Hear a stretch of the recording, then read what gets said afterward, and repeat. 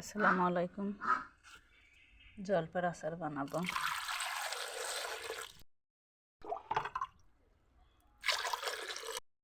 গুড়ের আচার, গুড় দিয়ে জলপাইয়ের আচার বানাবো। এই যে বরবটি কুটে রাখিস, ভাজবো। বাদাম খাবো। বরবটি ভাজি অনেক মজা লাগে। আর জলপাইয়ের আচার তো খুবই মজাদার একটা খাবার। তো চলে যায় রান্নায়। কড়াই চলে দিছি, বরবটি আগে ভেজে নেব। জলপাই আমাদের সবার খুব পছন্দ, মাশাআল্লাহ অনেক সুন্দর।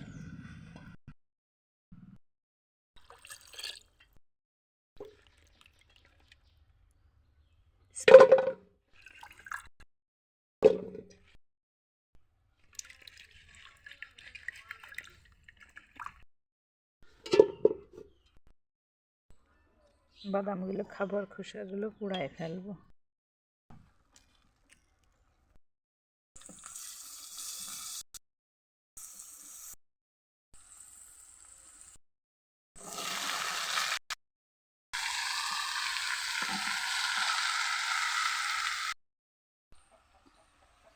তো আমার এই যে বরবটি ভাজি হয়ে গেলি, তারপরে এই যে জলপাইয়ের আচার বানাবো। আচার বানাই খাবো আজকে। বরবটি ভাজি প্রায় হয়ে গিয়েছে। এভাবে বরবটি ভাজি করলে অনেক মজা হয়। খুন্তিটা পাচ্ছি না, তাই নাকড়ি দিয়ে নাড়ছি। তো সবাই দোয়া করবেন আমাদের জন্য।